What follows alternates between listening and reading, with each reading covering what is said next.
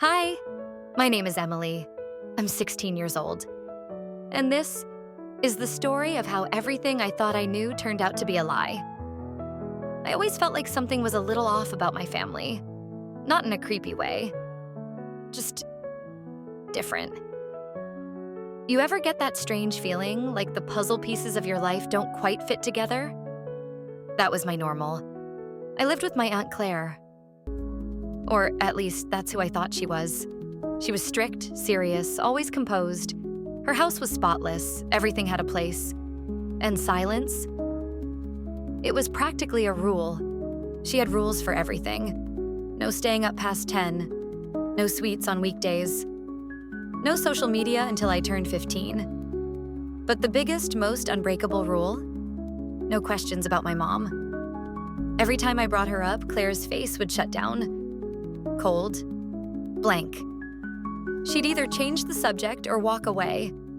Like even the thought of my mom was dangerous. But I couldn't help it. I needed to know. Who was she? Why did she leave me? Did she ever think about me? Did she love me? Even a little? Claire always gave the same vague answer.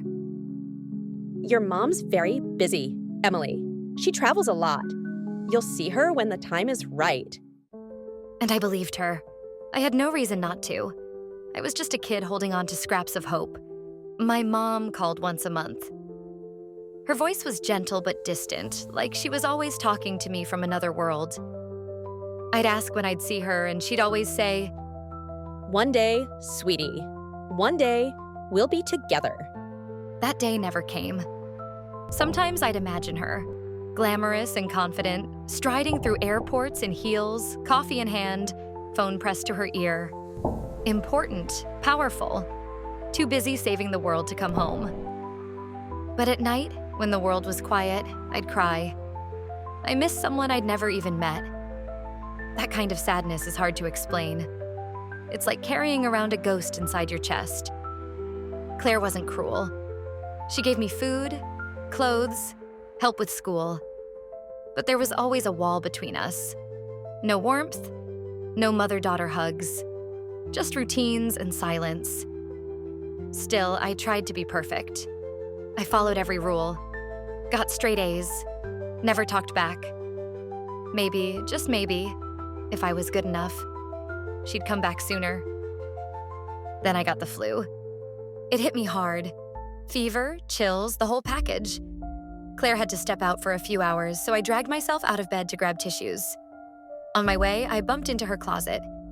Something fell. A box. It looked ancient, dusty and worn, like it had been hidden for years. And just like that, curiosity took over. Inside were baby clothes, a soft, faded blanket, photos, papers, and then a birth certificate. My eyes scanned the page. Name, Emily Rose Carter. Date of birth, mine. Mother's name, Claire Carter. I blinked. Once. Twice. No, that couldn't be right. Claire was my aunt. She always said she was my aunt. But the paper didn't lie. It said what it said. And suddenly everything started to fall into place. The strict rules, the silence, the cold looks whenever I brought up my mom. Claire wasn't hiding someone else's secret. She was hiding her own. I waited for her to come home. When she walked in, I held out the certificate. No words, just truth, on a piece of paper. Her face went pale. She didn't speak, just sat down, slowly. She looked so small in that moment. Then, with a trembling breath, she began to speak. She was 17 when she got pregnant with me. Her parents, my grandparents, were strict, deeply religious, and unforgiving. They gave her an impossible choice: give me up or pretend I never existed. So they made a plan. Her older sister, the woman I thought was my mom, would take the role publicly. Claire would be the aunt. No one would ever know. As she told me everything, emotions crashed through me like a tidal wave. Shock, betrayal, grief, anger, and underneath it all, a strange, aching love. Because as much as I wanted to scream, part of me still wanted to understand. Claire cried. She said she wanted to tell me so many times. But fear always stopped her. Fear that I'd hate her. Fear that I wouldn't believe she did it all out of love. She told me she stayed in this town, a place she hated, just so I could have a stable life. Worked jobs she never wanted, gave up college, friends, dreams, everything, for me. And I sat there, barely able to breathe. My world had shifted, cracked open. It took time. Days of silence, weeks of awkward conversations. We cried, fought, laughed, and cried again. But for the first time, we were real with each other. Now, when I look at Claire, I don't just see the strict woman who nagged me about bedtime and veggies. I see a teenage girl who made the hardest choice imaginable and chose me. I'm still processing it all, still rebuilding. But there's something I know now that I didn't before. She never abandoned me.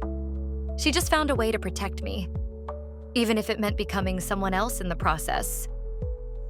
And maybe real love doesn't always look like fairy tales or movie endings. Maybe it looks like a dusty box in a forgotten closet, like silence born from sacrifice, like a lie told out of love. So if your life ever feels confusing, if things don't quite add up, don't be afraid to look closer. Because sometimes the truth is quietly waiting, just beneath the surface. And when you finally uncover it, it doesn't break you. It sets you free.